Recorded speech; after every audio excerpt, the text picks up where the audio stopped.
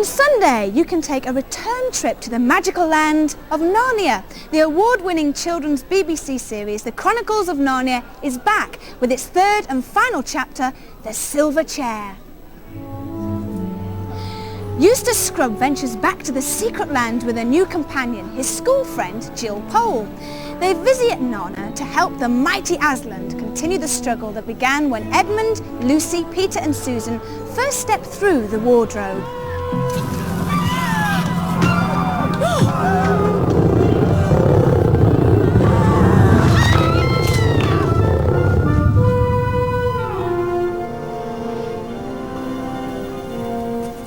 Must have a look out, shipmates. Just ducks at once!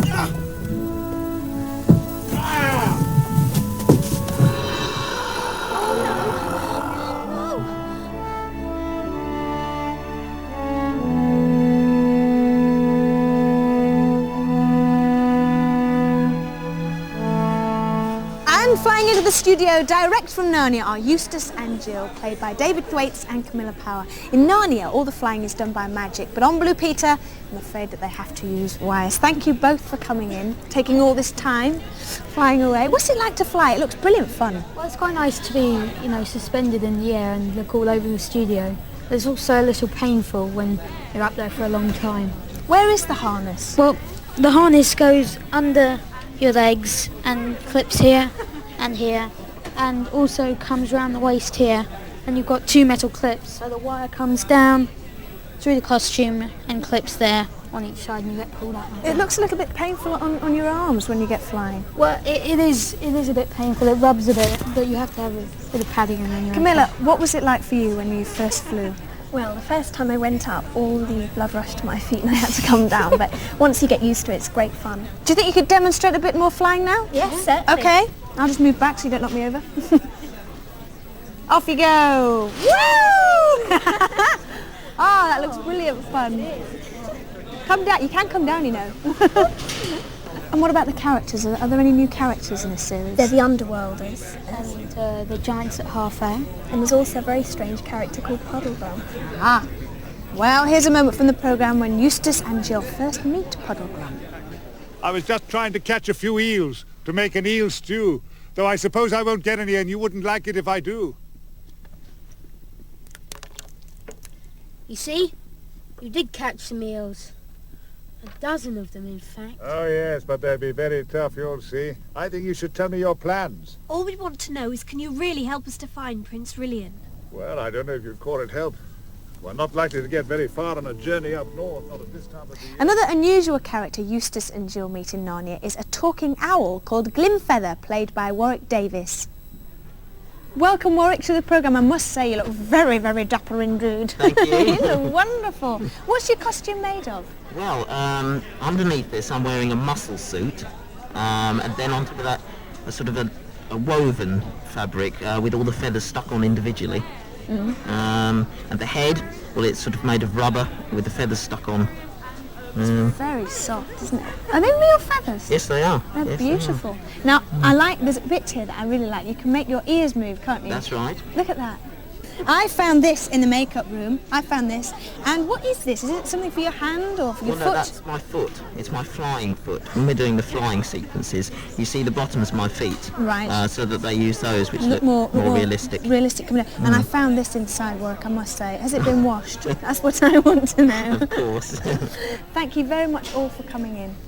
Thank you. On Sunday, a new series of the Narnia Chronicles start.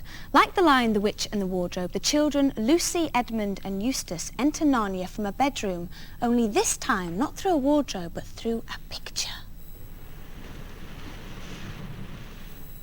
In the second book, The Voyage of the Dawn Treader, the adventure begins one afternoon when Edmund and Lucy are sitting on the edge of the bed looking at a picture of an old-fashioned sailing boat and dreaming of Narnia.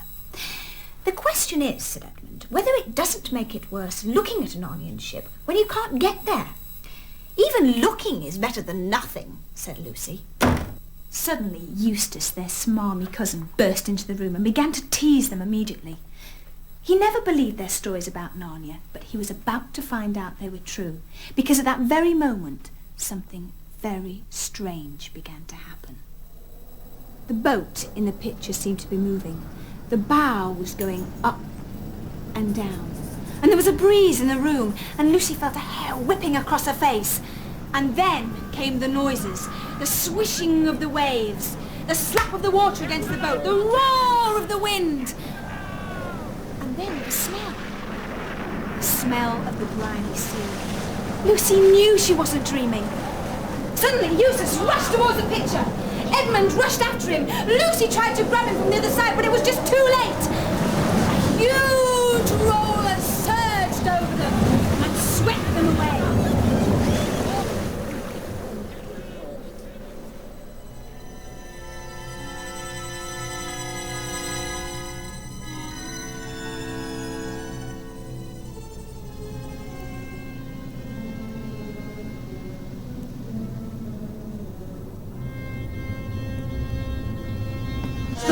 Who goes there? I'm Yvette Fielding and I'm from Blue Peter. What are you doing aboard the Dawn Treader? I don't know, and I don't know how I got here. Stowaway. To Caspian!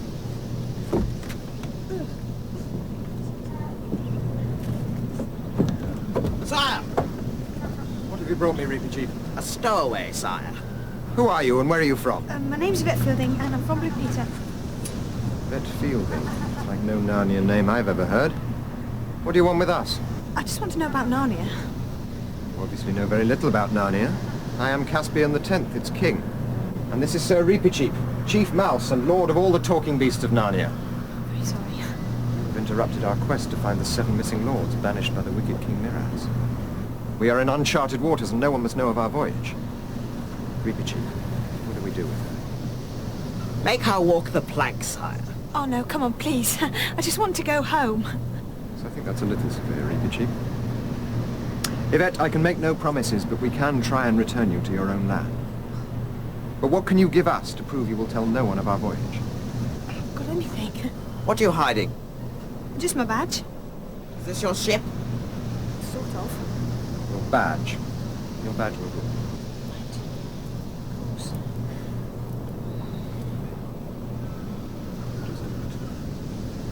Kneel, Yvette.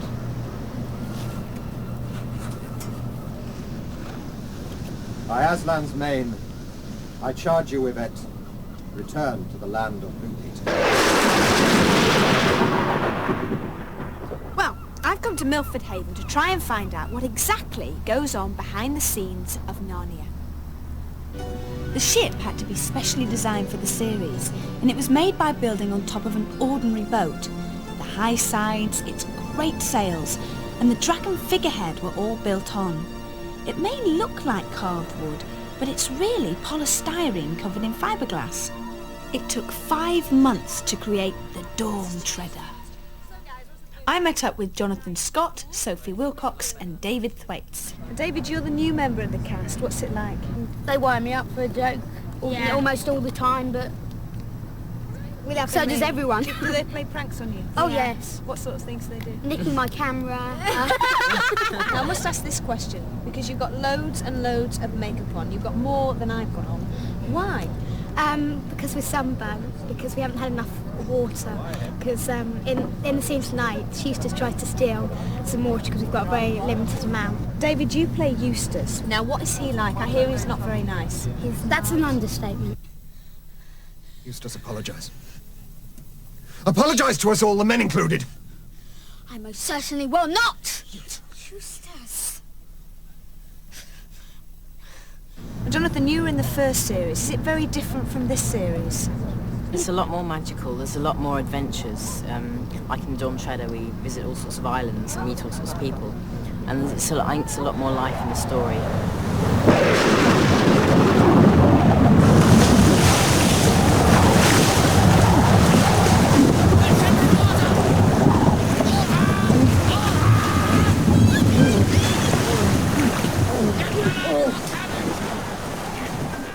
When we go filming for Blue Peter, we take a small crew with us. We take a sound recordist and a cameraman. But to film Narnia, it's a completely different story. There's wood and paint to build scenery, hundreds of costumes, thousands of props, visual effects. The gents. And of course, makeup. They've even got a tumble dryer. In fact, they've got everything they could possibly need for their months away filming. 10 at night, and time for the cast and crew to get ready for a big night shoot. In this scene, the Dawn Treader has been stranded in the open sea, and drinking water has to be rationed. Eustace, however, has other ideas.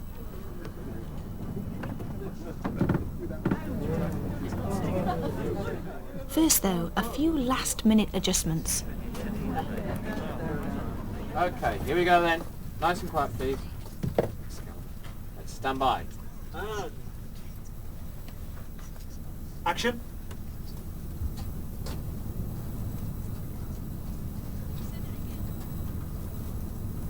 Ha!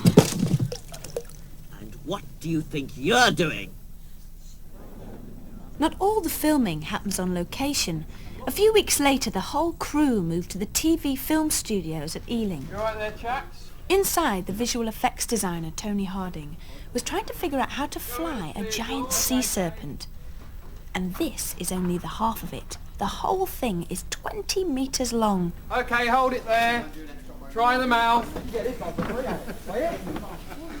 The jaws open and close using compressed air, and there's a giant hose to squirt water out of its mouth. The body is made of big plastic tubes, and the serpent's skin is a mixture of rubber and sawdust. While visual effects added a few finishing bits of seaweed, the camera crew rehearsed their first shot, which involved tracking past the ship. This, believe it or not, is the top half of the same ship used on location in Milford Haven. Now it's on a hydraulic platform to make it rock. Okay, here we go. Stand by.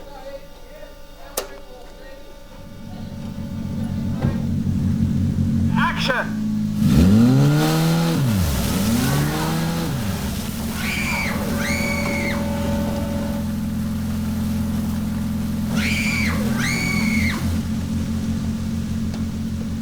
Cut! Okay, we cut. Those funny little islands. Well, I'll swear they weren't there 2 minutes ago. On deck, shipmates, I smell danger!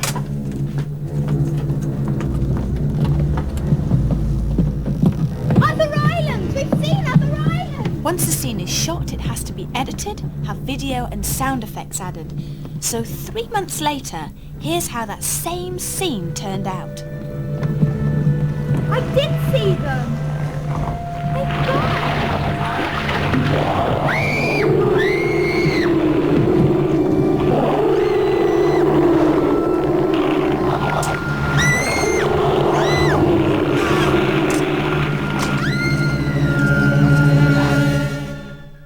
The Lion, the Witch and the Wardrobe is a favourite story with children of all ages. The book by C.S. Lewis has been serialised by BBC TV. Well, with me I have the Snow Queen actress Barbara Kellerman and Sophie Wilcox, who plays Lucy, the first of the children to discover Narnia. Well, Sophie, thanks very much for coming in, because you've actually got out of double games to come here, haven't you? Are you glad to have got out of it? Yes, because it's lacrosse and I prefer netball. Well, Barbara, we saw you there looking extremely glamorous as the Snow Queen. It must have been wonderful to be able to act such a thoroughly bad hat sort of part. Yes, totally evil. No redeeming qualities at all. It was wonderful. Some amazing special effects as well, by the look of it. That's right. Well, there is a lot of animation that's been introduced into this, which I think put the budget up a lot, didn't it? Well, they always say it's absolutely fatal to work with children and animals, yet here you are with a lion, a load of horses, and 4 very...